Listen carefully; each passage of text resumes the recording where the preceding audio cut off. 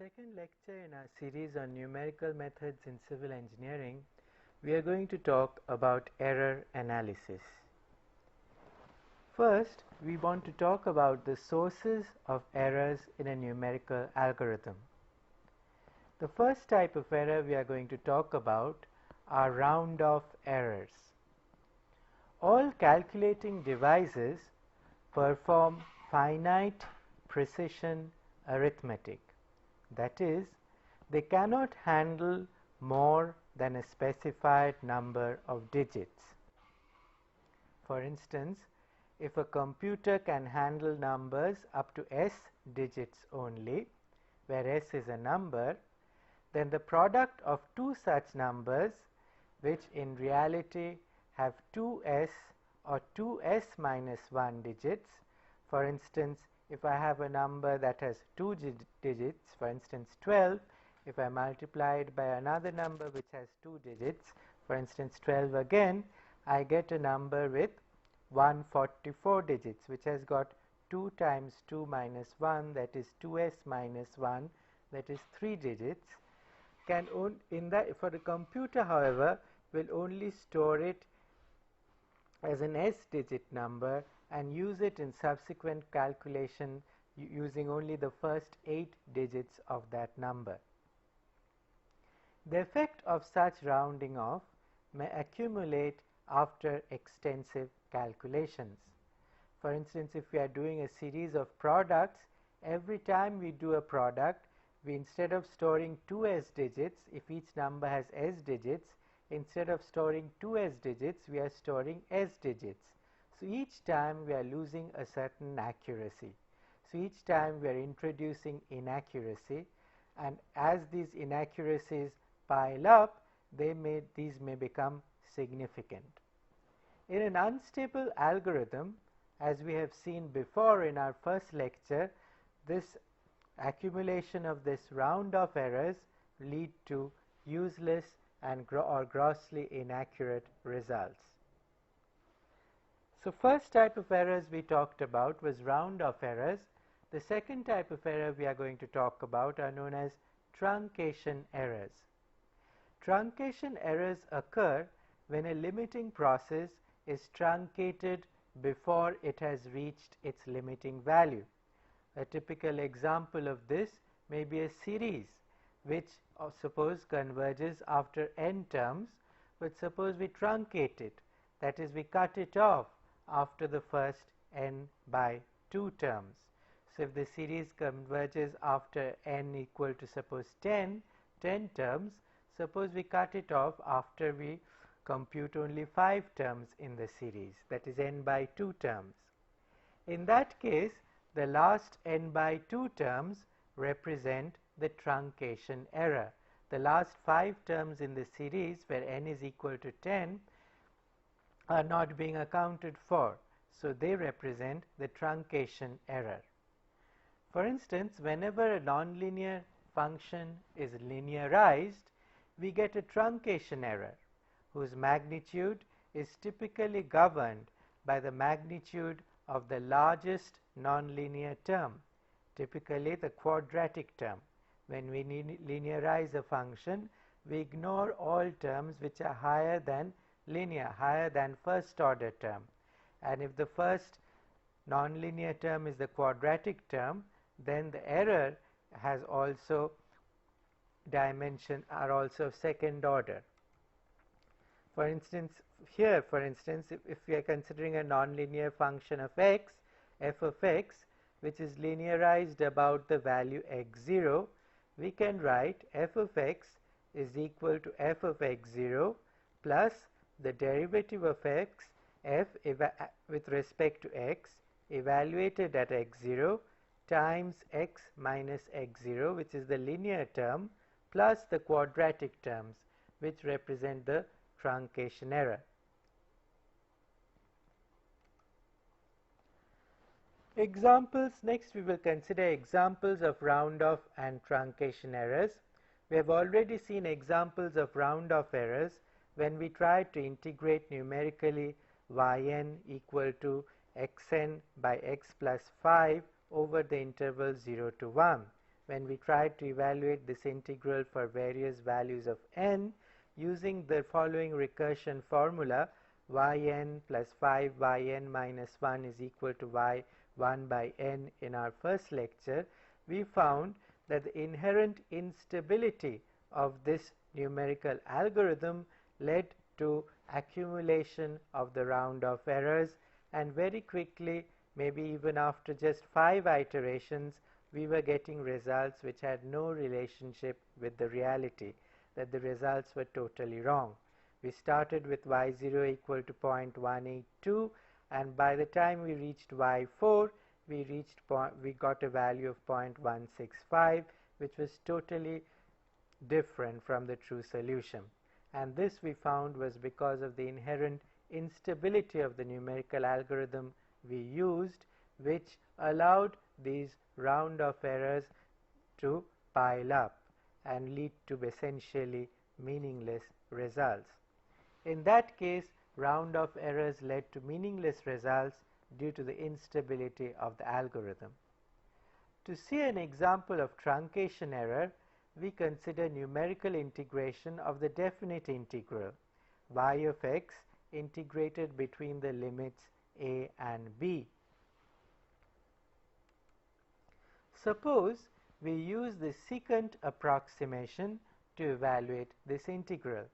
We recall from our last lecture that the secant method consists of approximating the nonlinear function by straight lines connecting successive function values.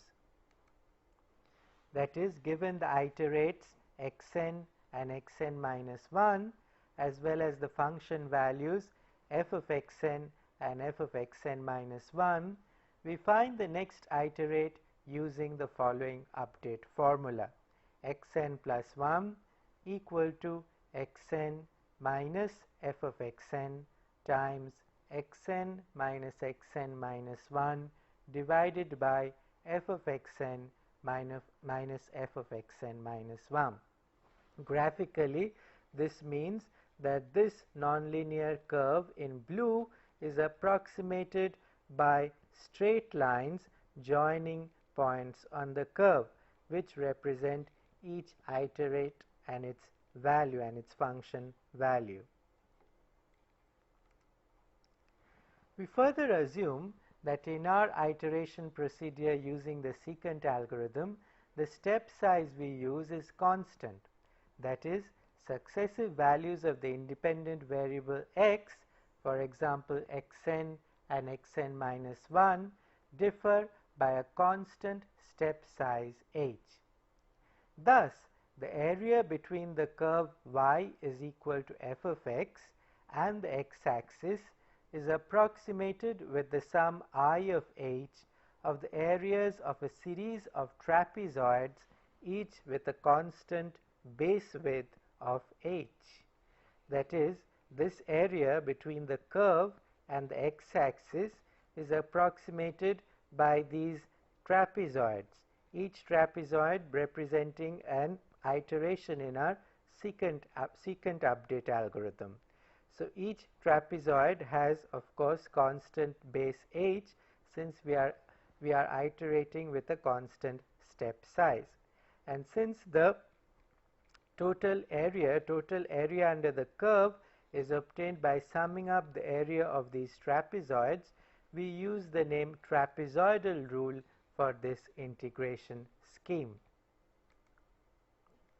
Let us see what the trapezoidal rule means if we have 5 intervals for evaluating our function y is equal to f of x between these two limits. In that case, we can write I of h is equal to sum of the first trapezoid plus the sum of the second trapezoid plus the third and the fourth and the fifth trapezoid. And as you can see, the area of the base in each trapezoid is the same, the constant step size h, while the sum of the parallel sides is given by y0 plus y1.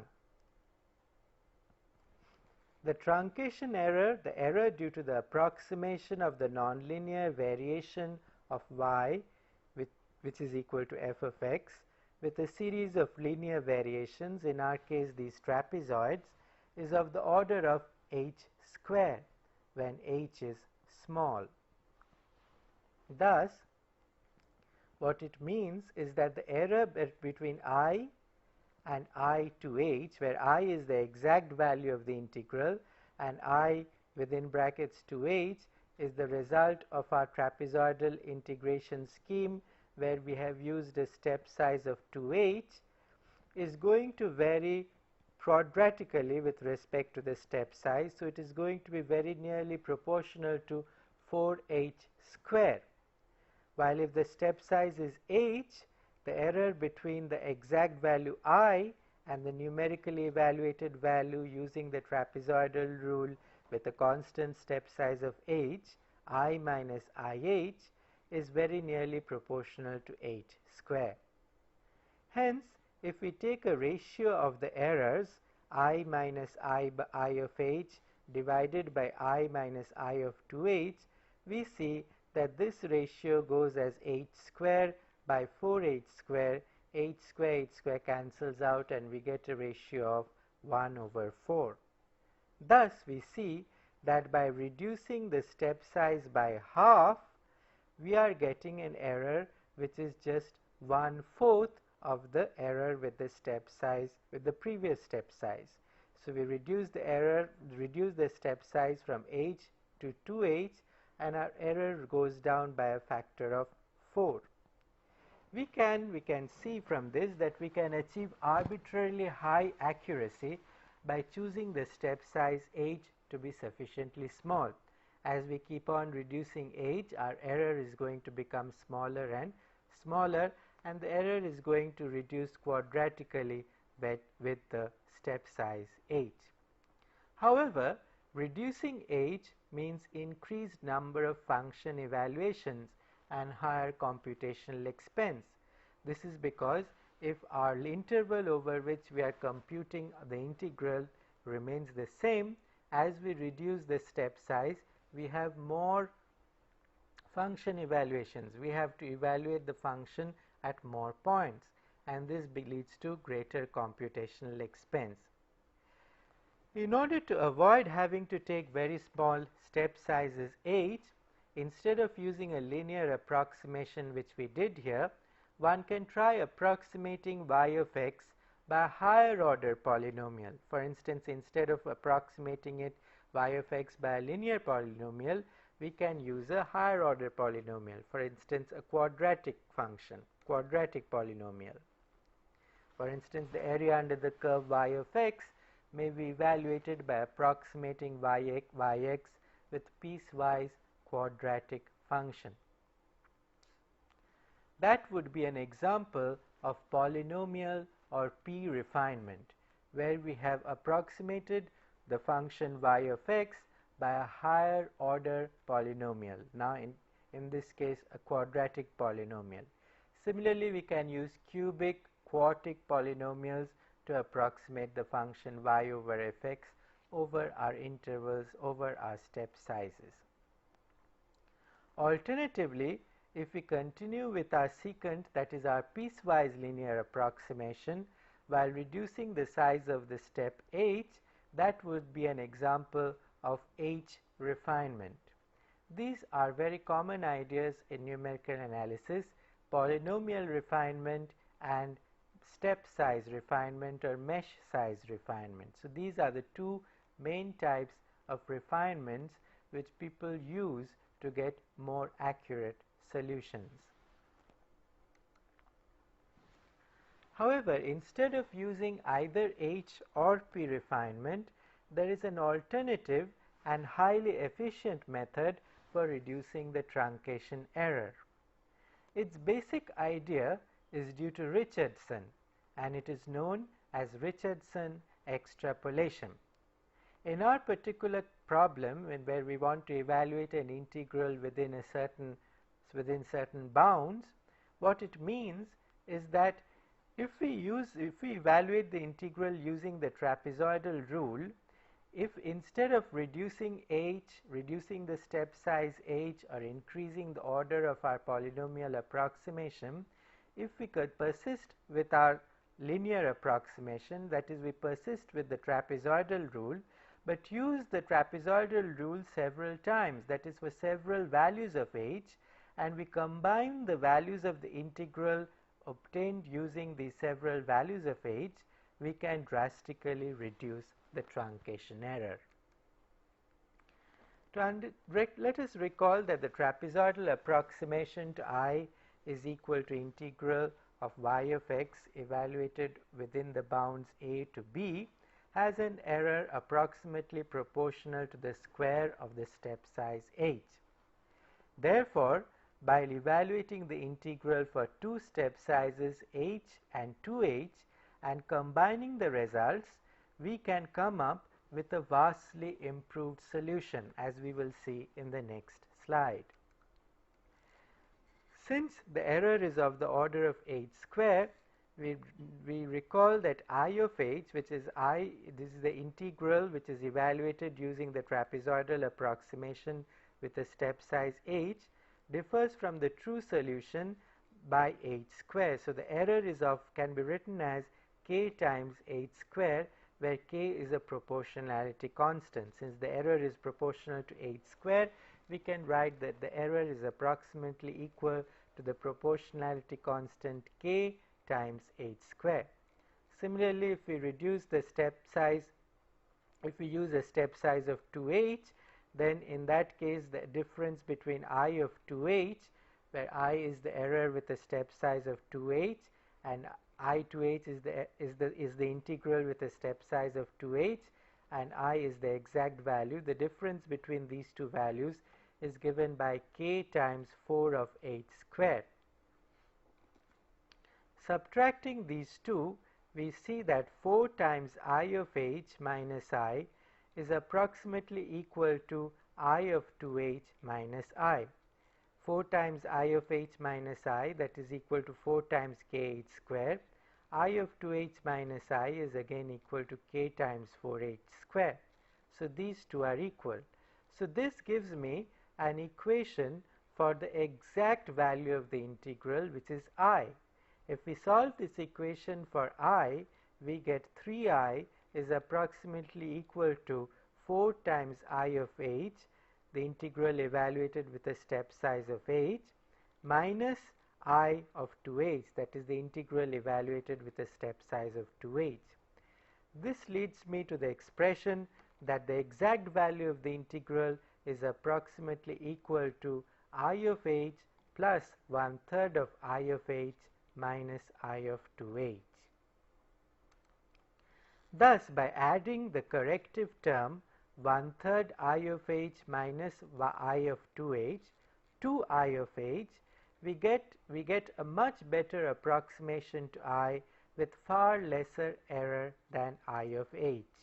That is, by adding this additional term, which is 1/3 times I of h minus I of 2h to I of h, we get an error, we get a solution, we get a value of the integral which is much closer to the true solution than I of h itself.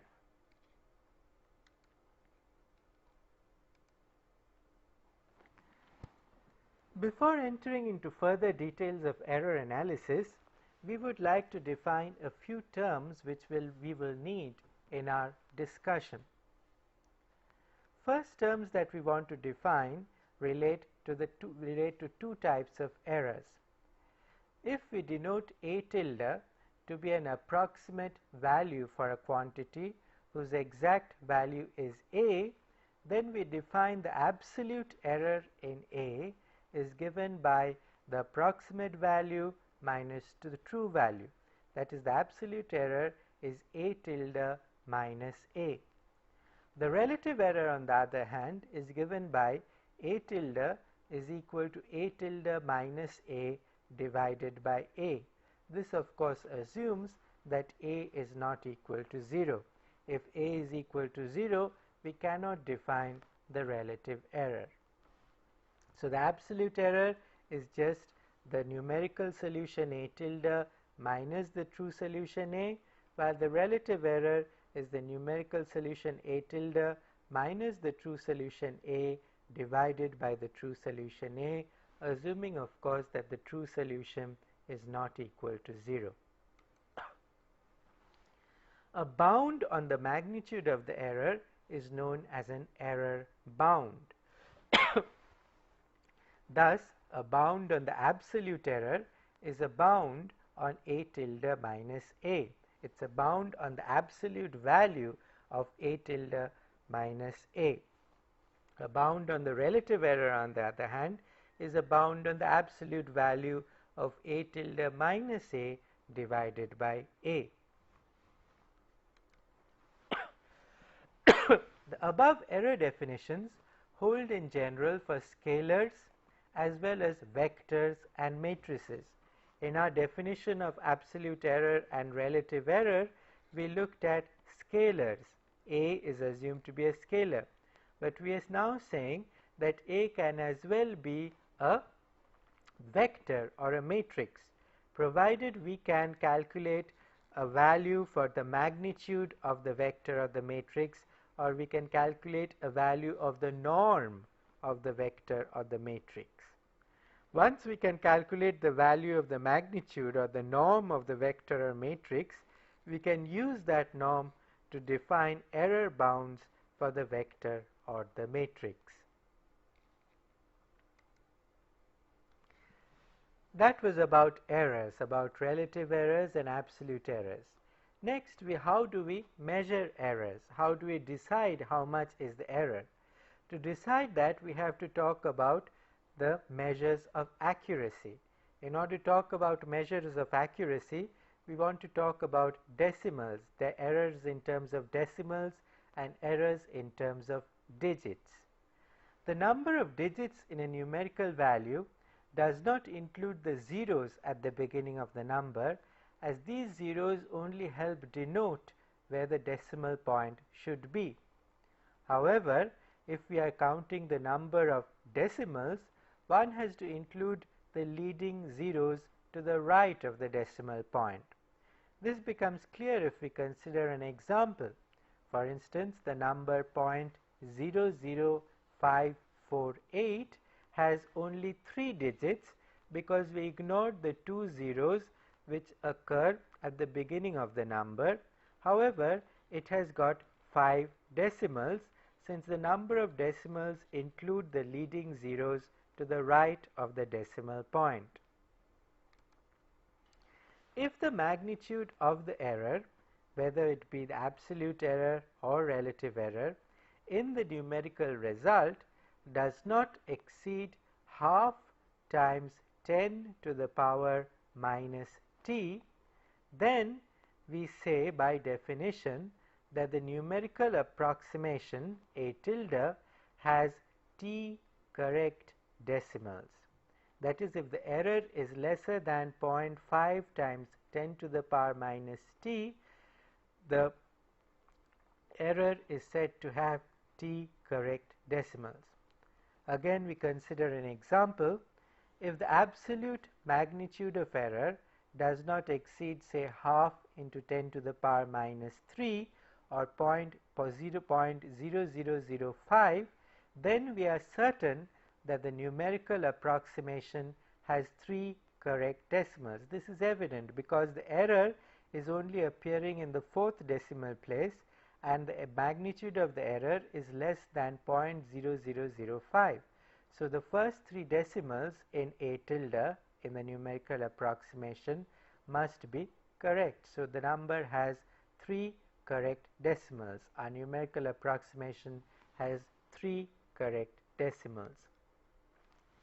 The number of digits in A tilde which occupy positions where the unit is greater than or equal to half into 10 to the power minus t, of course we ignore the zeros at the beginning of the number, are the number of significant digits of A tilde.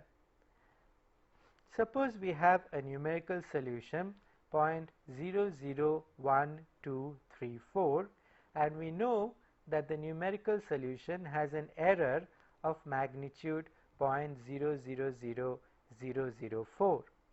We can see that 0.000004 is of course less than 0.000005, which is equal to half times 10 to the power minus 5. Thus, we can see that our error is in the 6th decimal place, because the error is in the 6th decimal place. So, we can see that we have 5 correct decimals. That is, here in this solution, t is equal to 5 and the solution 0.001234 is correct to 5 decimals. The number of digits in 0.001234 which occupy positions where the unit is greater than or equal to half into 10 to the power minus 3 are the first 5 digits. This should actually be half into 10 to the power minus 5. I apologize for the typo, but the number of digits in 0.001234 which occupy positions where the unit is greater than or equal to half into 10 to the power minus 5 are the first 5 digits. However, out of the first 5 digits, the first 2 digits are 0. The first 2 digits are 0. Hence, the number of significant digits is 5 minus 2 is equal to 3. So, we have 3 significant digits in our numerical solution. We have seen previously that numerical solutions are severely affected by round-off. However, the way we do the round-off is critical and can affect the severity of the errors arising from round-off. If one simply chops off all the decimals to the right of the 10th decimal place, then the round-off errors have a tendency to accumulate. Suppose our solution, our number has s digits, but if we chop it off after the 10th decimal place, then all the numbers which follow the 10th decimal place get removed from our numerical solution. But if we do this chopping arbitrarily, if we do this round-off arbitrarily, then we will see that these round-off errors have a tendency to accumulate. This is because the errors consistently have a sign opposite to the true value. For instance, if the true solution A is known to be always positive, after round-off by chopping, A tilde minus A is always going to be negative, because after chopping A tilde has to be less than A, because we have got rid of the additional digits which follow the 10th digit. So, A tilde has got to be less than A, and A tilde minus A will always be negative.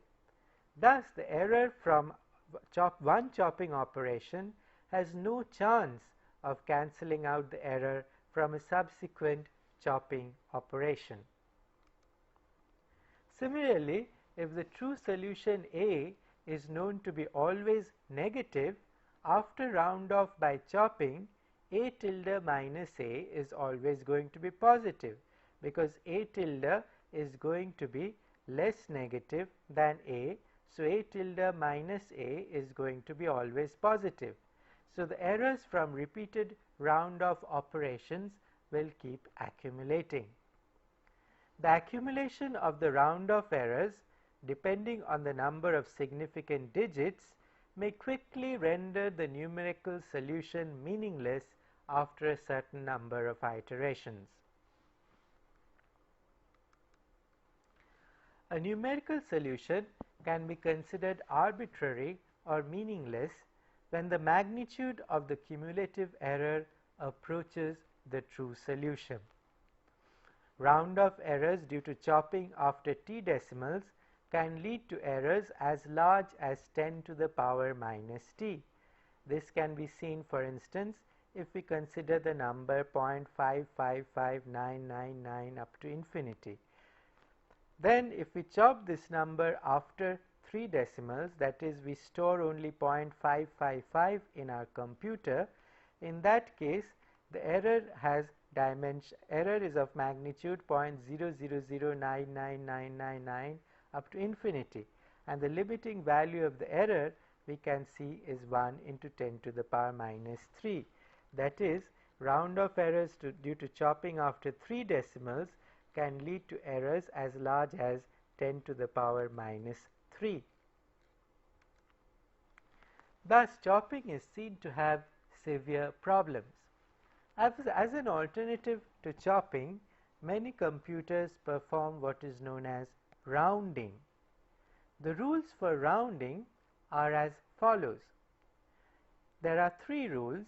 The first rule says if the digit to the right of the 10th decimal place is less than half into 10 to the power minus t, then the 10th decimal place is left unchanged. For instance, if we are considering t equal to 3, if the digit to the right of the 3rd decimal place is less than 0.0005, that is half into 10 to the power minus 3, which is 0.0005, then the 3rd decimal place is going to be left unchanged. If the digit to the right of the 10th decimal place, on the other hand, is greater than half into 10 to the power minus t, then the 10th decimal place is raised by 1. For instance, in our example, if our number is 0.3254, then the first rule would apply.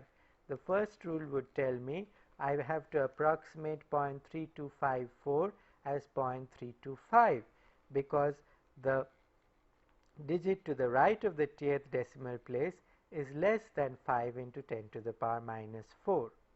However, if my number is, for instance, 0.3256, then we are going to store 0.3256 as 0.326, because the number to the right of the 10th, in this case the 3rd decimal place, is 0.0006, which is greater than 0.0005, which is half into 10 to the power minus 3.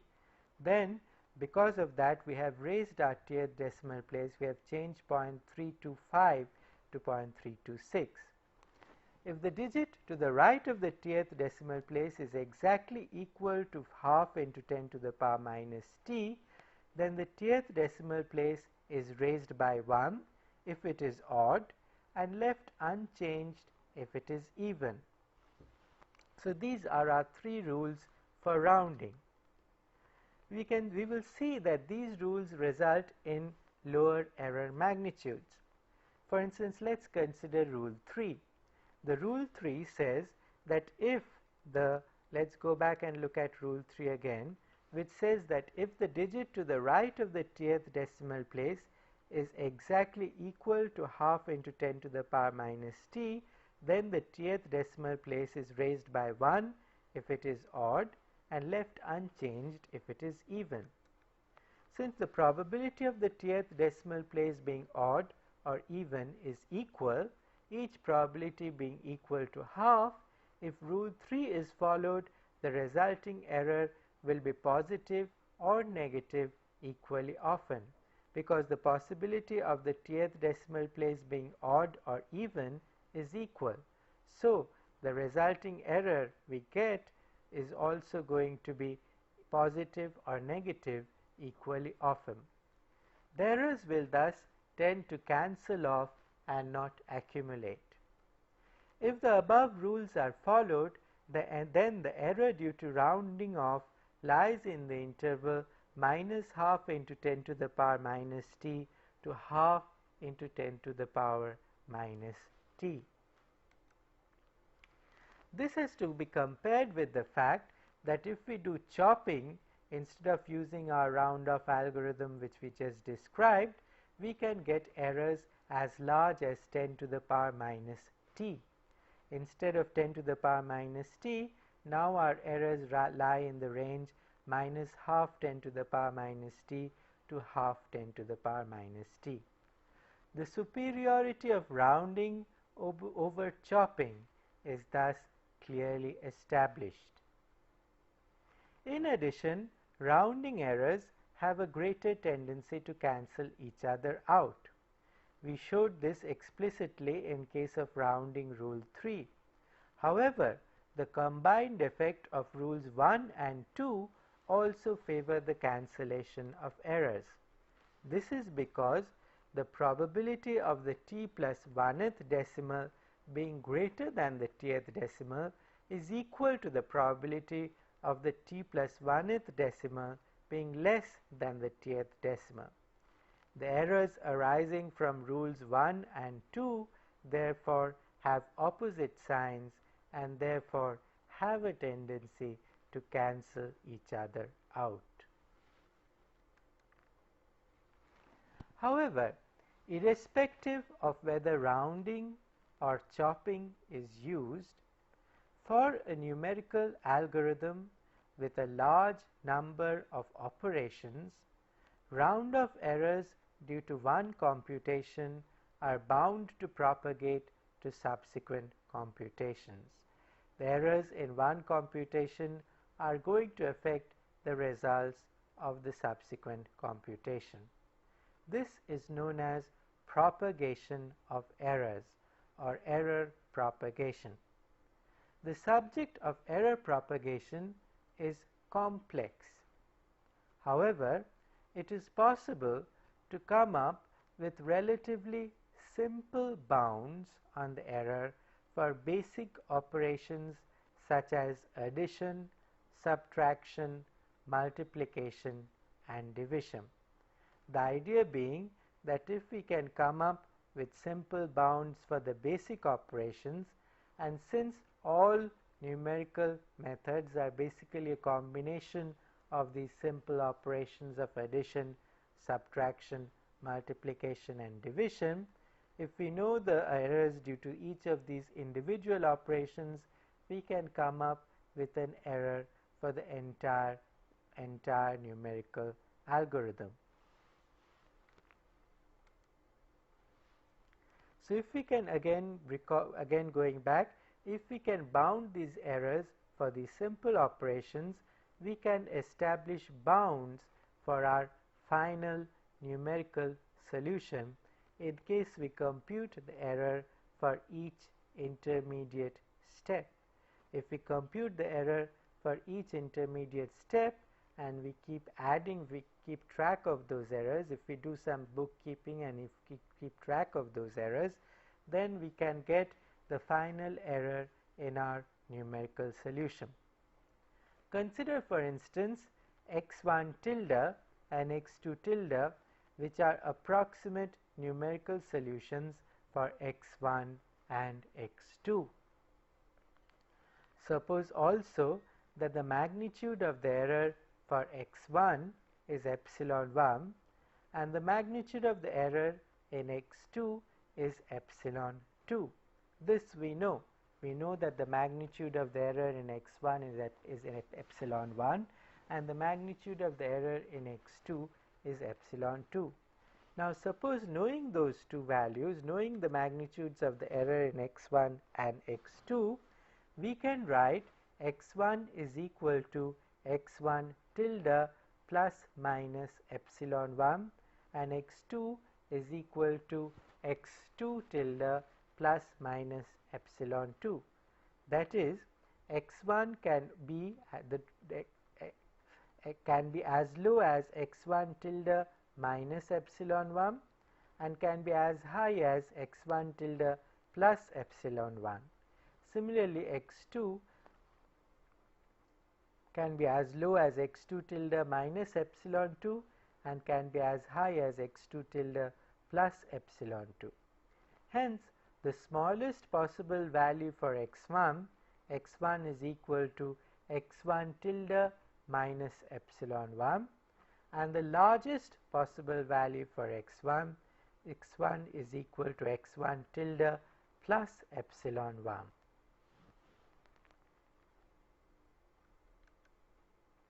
Similarly, the smallest possible value for x2 is also x2 tilde minus epsilon 2, where epsilon 2, recall, is the error in x2, and the largest possible value for x2 is x2 tilde plus epsilon 2.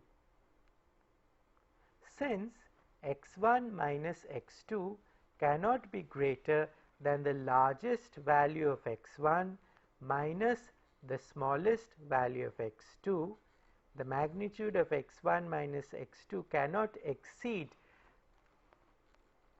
the largest value of x1 minus the smallest value of x2, we can write x1 minus x2 is bounded on the right, that is bounded has an upper bound x1 tilde plus epsilon tilde minus x2 tilde minus epsilon 2.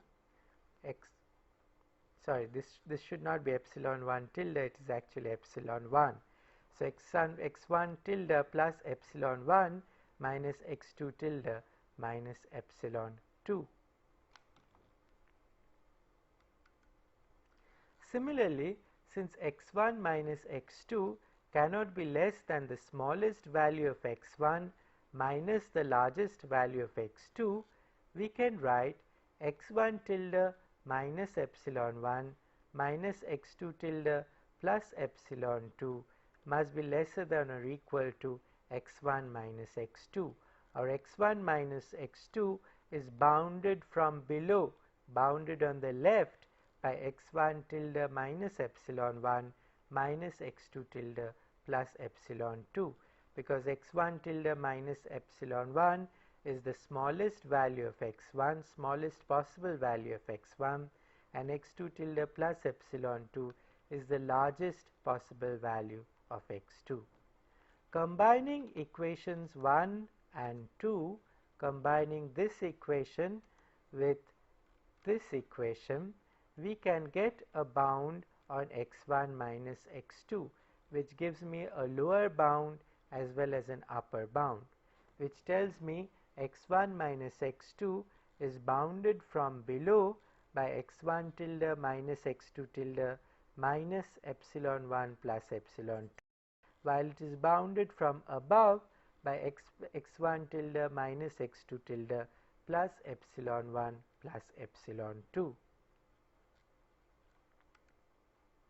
Using a similar argument, now instead of considering subtraction, which we considered previously, instead of considering x1 minus x2, if we try to get bounds for addition, that is, we try to get bounds on x1 plus x2, by using a very similar argument, we can show that x1 plus x2 is also bounded from above and below by x1 tilde plus x2 tilde minus epsilon 1 plus epsilon 2 from below, and x1 tilde plus x2 tilde plus epsilon 1 plus epsilon 2 from above.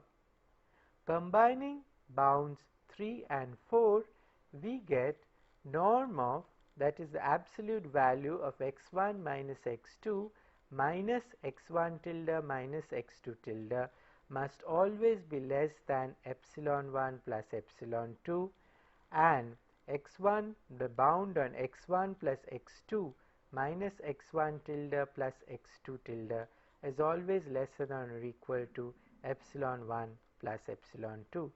Thus, the error due to subtraction is bounded by epsilon plus epsilon 1 plus epsilon 2. Similarly, the error due to addition is also bounded by epsilon 1 plus epsilon 2. We can write down the above result in terms of the following theorem, which states that the bounds for the absolute error due to addition or subtraction of two real numbers, in our case x1 and x2, are given by the sum of the bounds for the absolute error in each number. The sum of the bounds on the absolute error in each number, which is epsilon 1, which is the absolute error in x1, and epsilon 2, which is the absolute error in x2. A similar bound can be obtained for multiplication or division of two real numbers. but in this case the bound involves relative rather than absolute error. Up till now we have been considering absolute errors in evaluating our bounds, but in order to obtain bounds for multiplication or division of two real numbers, we have to consider relative rather than absolute error. Again, recall from our definition of relative error, R, due to the approximation of a real number x by x tilde, we can define the relative error as R is equal to x tilde minus x divided by x, or x tilde is equal to x times 1 plus R. Suppose x1 tilde and x2 tilde are approximate numerical solutions for x1 and x2, and R1 and R2 are the relative errors in x1 and x2. In that case, we can write the product x1 tilde times x2 tilde as x1 times 1 plus R1. Recall, x tilde is equal to x1 plus R, so x1 tilde is equal to x1 times 1 plus R1 times x2 tilde, which is x2 times 1 plus R2, which gathering terms we can write x1 times x2 times 1 plus R1 into 1 plus R2. Thus, the relative error in x1, x2 is given by, again from our definition, the relative error will be given by x1 tilde times x2 tilde minus x1, x2 divided by x1, x2. So, if we take x1 tilde, x2 tilde, we subtract x1, x2 from it, we get x1, x2 times 1 plus R1 times 1 plus R2 minus x1, x2. Dividing the whole thing by x1, x2, we get 1 plus R1 times 1 plus R2 minus 1, which is equal to R1 plus R2 plus R1 R2. Suppose our relative errors in x1 and x2 are much smaller than 1. In that case, we can write R1 plus R2 plus R1 R2 to be approximately equal to R1 plus R2. Similarly, the relative error in the quotient can be evaluated. For instance, x1 tilde by x2 tilde, which is the quotient of x1 and x2 in terms of its numerical solution x1 tilde and x2 tilde, can be written as x1 times 1 plus R1 divided by x2 times 1 plus R2. The relative error in the quotient will then be equal to x1 tilde divided by x2 tilde minus x1 by x2 divided by x1 by x2, which if we perform that operation, we get 1 plus R1 divided by 1 plus R2 minus 1, which is approximately equal to R1 minus R2 divided by 1 plus R2, which is not approximately, which is actually exactly equal to R1 minus R2 divided by 1 plus R2, and which is approximately equal to R1 minus R2 if R2 is much less than 1. Thus, if rho 1 and rho 2 are bounds on the relative errors R1 and R2, then it is clear that rho 1 plus rho 2 is the best upper bound for both R1 plus R2 as well as R1 minus R2. If we want to find bounds on R1 plus R2, which is the relative error due to multiplication, and R1 minus R2, which is the relative error due to division, we know that the relative error due to R1 plus R2 is bounded by the sum of the errors in R1 and R2, rho 1 and rho 2. Thus, if rho 1 and rho 2 are bounds on R1 and R2, then rho 1 plus rho 2 is the best upper bound for both R1 plus R2 as well as R1 minus R2. From this we get the following theorem, which states that in multiplication and division of real numbers, the bounds of the relative errors in the operations are added to get a bound on the error due to the operation. Basically, it tells me that the bound of the error due to multiplication and division is bounded by the sum of the relative errors in x1 and x2.